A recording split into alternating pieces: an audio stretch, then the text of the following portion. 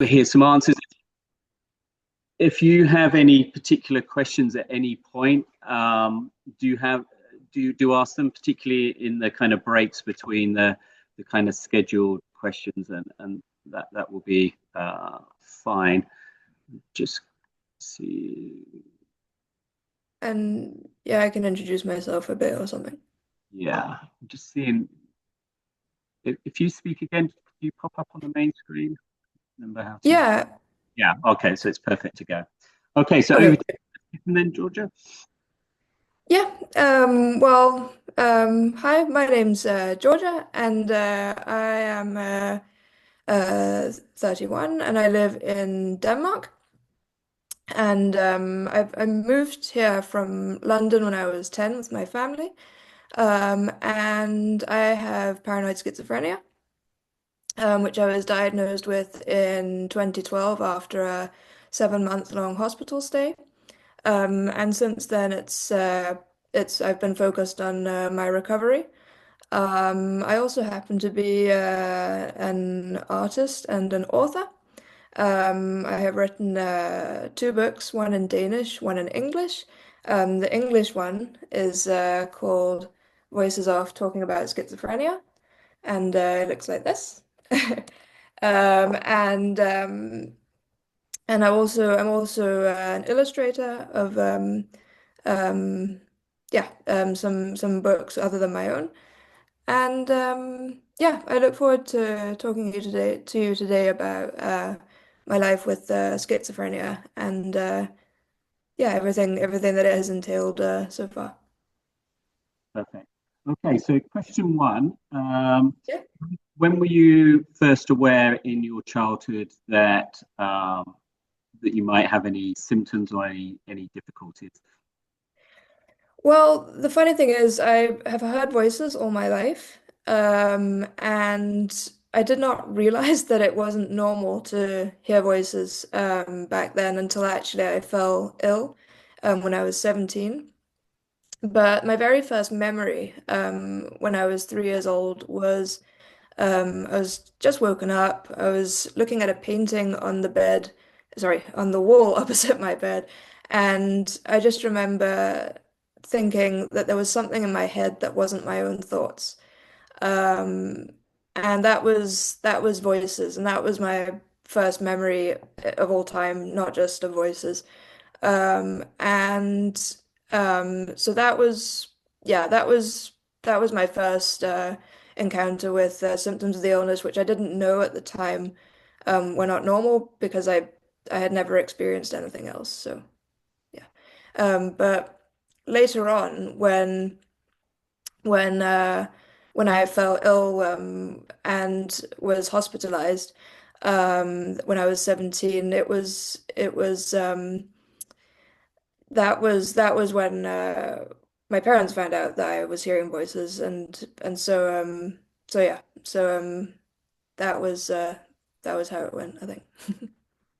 So, if the symptoms were there from a really early age, that might kind of suggest that there was definitely a biological element to your experience. Do you think that there were any experiences later in your kind of teens and beyond that maybe triggered it into a more kind of serious or impaired condition? Absolutely. I think I also talked with my psychiatrist at the hospital about it because he mentioned that um, basically schizophrenia, if you're predisposed to the illness, it's a mix of genetic and environmental and stress factors, and as far as I've understood, and basically my psychiatrist had said that everything that was to fall into place for me to develop schizophrenia kind of just fell into place. And I think what happened was I was bullied very badly during when I started school in Denmark, and just I think from day one. And that was definitely a major stress factor for me, and that, and my psychiatrist mentioned that perhaps um, it would not it the bullying in itself would not have caused the schizophrenia if I was not already predisposed to it, but it definitely sped up the process of developing psychosis, schizophrenia. Um, which of the kind of classic symptoms do you feel you've experienced, both the kind of positive symptoms and the negative, and could you kind of outline the experience of those? Yeah, absolutely. Positive symptoms are the ones that the illness adds in as opposed to someone who is healthy, they do not have these symptoms, and it's voices, which is a sort of classic symptom of schizophrenia. Visual hallucinations can be present, but the hallucination I've experienced is voices. You can also have delusions in schizophrenia, which I'm not sure I've ever experienced them. It was mainly voices and paranoia for me. And the negative symptoms of schizophrenia are things that are taken away um, in people who have schizophrenia, and it's things like lack of motivation, lack of communication. Uh, there are all sorts of sort of and sort of there's sort of there's another one that's interesting, and it's I can't remember what it is, but anyway, there are things that are not present in uh, in people with schizophrenia and are normally present in healthy people. And I would say I experienced a lot of negative symptoms, especially in the start of my recovery. I found it very difficult to um, communicate. I was really, really quiet. And even when I was at a family event, I just could not speak to my cousin who I was close with. Um, and there were a lot of incidents like that where in the beginning I just found it just way too overwhelming to communicate and found it difficult to pursue goals in the beginning. And also yeah, so basically that, and I also experienced ambivalence, which is quite a common symptom of schizophrenia as well. In terms of positive symptoms, the voices, students are normally interested in, is there different voices? Were the voices the Yeah. same? Did they change? Did you recognize the voices? What sort of messages did you hear? Because we look culturally at some messaging being positive and others being negative. What was your experience of the voices? Well, at one point when I was most ill, I had over 200. Um, and they could be people I knew, people I didn't know, sort of more neutral voices. And it could be, men, women, it could be talking in English, talking in Danish. And I usually describe them as um, I experience them personally as listening to music through earphones instead of loudspeakers. And so that's the loudspeakers are detached from you, and that would sort of be more like an external voice. Um, Whereas I experienced it as they were coming from inside my head. So yeah, that's generally how I would explain them. And yeah, it was when I was little, they were sort of much nicer and sort of said positive things, whereas when I got older, they started getting really sort of negative and critical and very aggressive in their tone. And yeah, that was when I just could not function. Having over 200 of them and just, I was lying staring at a wall because I couldn't do anything else at the time. Um, any questions? anyone want anything so far? Dora? So, look like this, how would the voices impact the writing? Would it disturb anything or would it slow it down for writing it? So the question was, so now you're an author, and when you're working and writing, I guess firstly, do you still hear the voices? And if so, do they cause a problem or impact on that kind of creative process? Yeah, good question. I found that writing has been really therapeutic for me and just practically as important as breathing in several periods of my recovery. And yeah, I wouldn't say that they remove the voices, but it's been such a therapeutic process to be able to write and explain my experiences. But the medicine I take, it has removed almost all my voices, which has basically been a lifesaver. Yeah, I hope that answered your question. Happy? Um, we're going to get to that just in a sec, if that's okay. Any other? Yep. Okay. So in terms of the voices, what about kind of things like trying to sleep and dreams and those sorts of kind of experiences, not necessarily during the day, but in the evening? How was that? Were you able to sleep? Yeah, yeah, no, I've always been able to sleep, I think, and it's a good question because I think what was worst was the fact that when I was about to fall asleep, when I was at my most ill, the voices were present, and when I woke up, they were the first thing I heard. Um, so I mean, you could say that was kind of a nightmare, but but no, I think also the fact that I take medication that has removed most of them. I think, that has really helped greatly. Um, but no, I don't think I've ever had trouble sleeping as such. I am a bit of a night owl, but that's the only thing.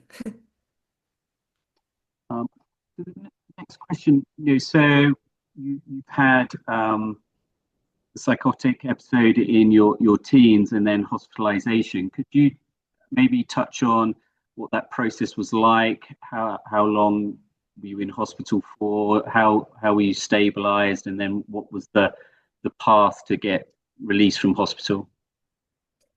Yeah, well, basically, I was sectioned, which I was for, yeah, I was in hospital for 7 months. The first 3 months in the closed unit, which was not because I was a danger to anyone or myself or anything. I just needed total peace and quiet for my brain to recover.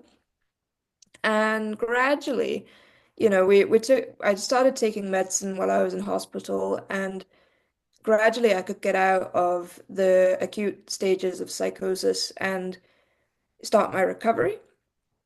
And so we took it sort of in baby steps, and the nurses would often say, take it one day at a time. And basically, so once I was in the open unit, for example, I would be allowed to go home on a Wednesday, and then the next say week, I could go home for Wednesday and maybe a little, maybe a weekend, or we took it in stages, and it wasn't because uh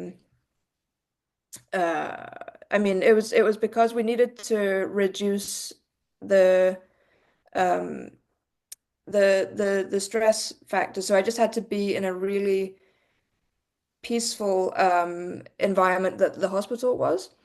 Um I mean and so that was the start of my recovery. And my parents came to visit and my mom every day, and I think my dad every weekend, and my brother he was there sometimes too when I had recovered quite a bit. And um, yeah, I hope did I answer all the Mhm. questions Yep. there? Oh, okay, good. Um, so in terms of medication, we study a little bit about typical and atypical antipsychotics, and the difficulty of kind of reducing the positive symptoms, but maybe Yeah. struggling to change the negative symptoms. Have you experienced many different medications, and how did you find them? How did you find the symptom relief, or and any side effects? So how was the whole kind of medication experience? Yeah, well, when I was in hospital, I was on risperidone, and it really helped me in the respect that I could start to recover, and it was quite a strong yeah medication. But the I got a lot of side effects. Um, s- uh, like for example, one of them I often explain is called eye rolling, and it was really unpleasant, and it's sort of this sensation where you sort of have to look up the whole time, and you can't control it, and that I take side effect medication for that. If it happens now, which is rarely, but that was one of the side effects that was really quite unbearable. Um, then when I was out of hospital, I started taking Abilify, which for me has been a wonder drug because it has removed almost all my voices, and just, made me, able to function again. And so now today I take a mix of two antipsychotics and some antidepressants. And it's a mix of Abilify and one called olanzapine, which has helped me too. Um, then, in terms of, we also look at CBT as a psychological therapy, and we look at family therapy. Do you have Yeah. any experience of those, and how useful have you found those, and any kind of critiques of those? I have not had CBT, but I was in a group called Opus, which is in Denmark, this sort of early intervention program. And, for people experiencing psychosis for the first time. And it helped me in the respect that we had like social skills training group. We had education in the illness. And I think my parents attended everything they could while I was in hospital. Um, the family groups there, but I have not personally been part of a family group therapy or cognitive behavioral therapy. Any questions about it?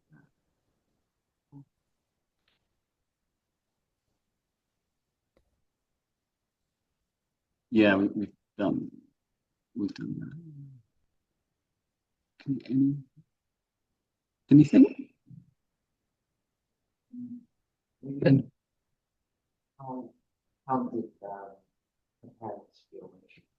Okay.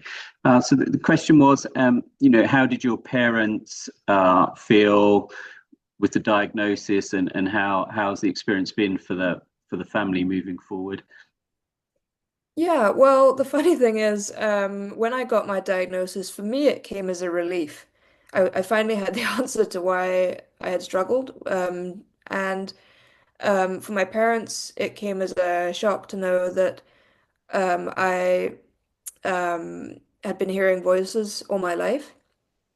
But since then, we've just, it's been a learning curve, but we've um, taken it and as we find it, and sort of just been very good and supportive. And my family have been really, really supportive, and yeah, I mean, it's just it was a shock to all of us, and sort of the time leading up to my diagnosis was chaotic because lack of insight into one's own illness is a symptom of schizophrenia, and I certainly had that.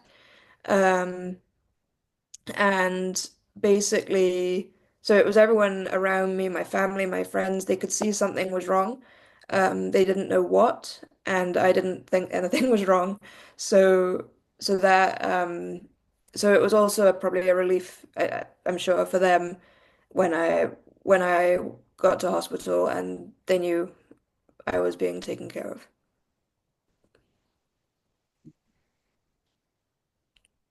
So last time we spoke a year ago, you mentioned that it was quite difficult to work because of the stress, and despite being highly academic, that you Yeah. struggle to do that. Is that changed at all over the course of the last year, or how's the kind of day-to-day existence now for you? Yeah, well, I used to volunteer actually once a week at a creative cafe locally. Um, but now I'm focused on my creative projects. And um, I don't, I'm, I have, I don't know what it's called in English, but sort of, pension, which is early disability, pension. And that has really given me the peace I needed to recover at my own pace. Um, and so I don't know. I think schizophrenia. I mean, something like this talk. I'll probably need to rest for a week or something. But but it's yeah. It's I don't know. I think put it this way. I don't currently work or study. And yeah, it's I think what has really helped me has just been being able to recover at my own pace and and use my creativity, which is what I've always enjoyed doing and been good at, I think. Yeah.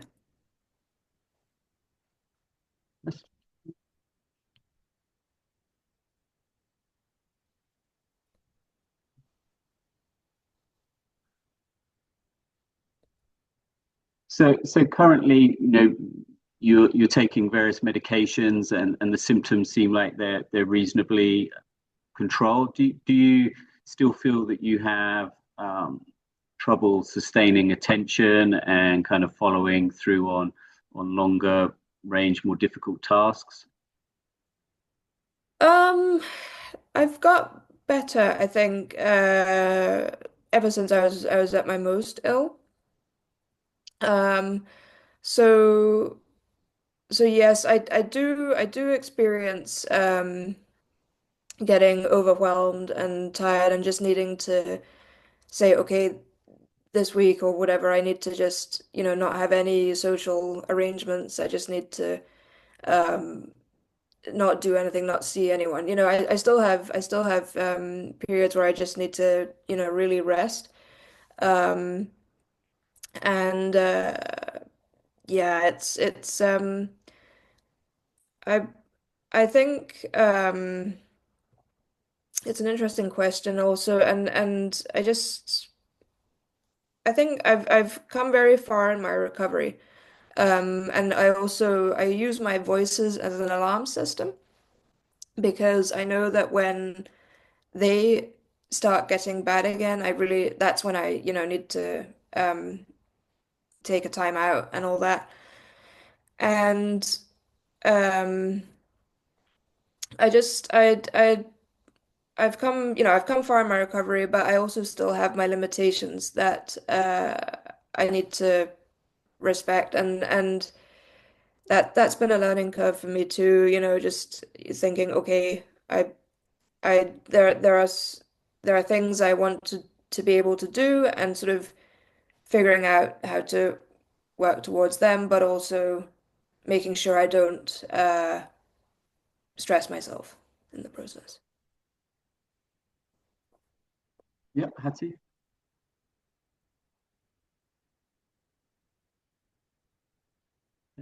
So the question was, has it had a big impact on friendships and relationships, or have you navigated that successfully? Well, I have a really strong support network of family and friends, and in fact, I think in the beginning when I was out of hospital and talked with my friends about it for the first time, I found that they were really supportive and understanding, and I felt like we got closer as friends. And I still have my friends today, that I had before I got ill. Um, I also have a boyfriend now, and he has the same diagnosis, which is really been a help and nice, um, just knowing that we understand what we're going through. So yeah, I think that's been okay.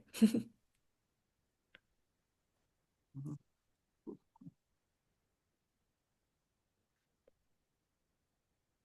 So if you were to try and say, a lot of people don't understand schizophrenia. So what would your message be to people that don't understand the illness? What would your kind of one or two sentences that kind of characterize that you wish everyone just understood that?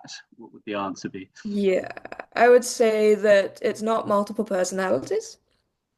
That's a big one. And and instead that it's, things like hearing voices and ambivalence and paranoia and things like that, but it's not multiple personalities. And that I suppose that we're not, um, you know, the cliche we're gonna like, I don't know,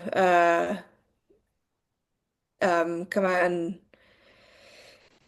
um gone blank, sorry, 2 seconds. That can be a schizophrenia thing too. But no, I think the other thing I would say is that we're not like violent and dangerous. We have our symptoms, and as long as we're well medicated, well treated, then we can function like other people.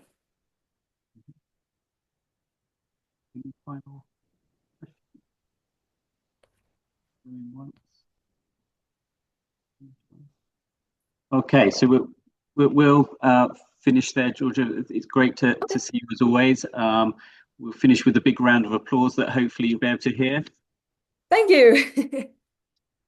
Mm, So Thank that's you. great. Well, thank you for the opportunity again. Uh, Thank you for being so honest and brave. And I realise that it is stressful, and that's not ideal. But we always look forward to you speaking to us. So thank you very much. You're welcome. Thank you. It's been a pleasure. Thank you. Take care. Bye. You too. Bye.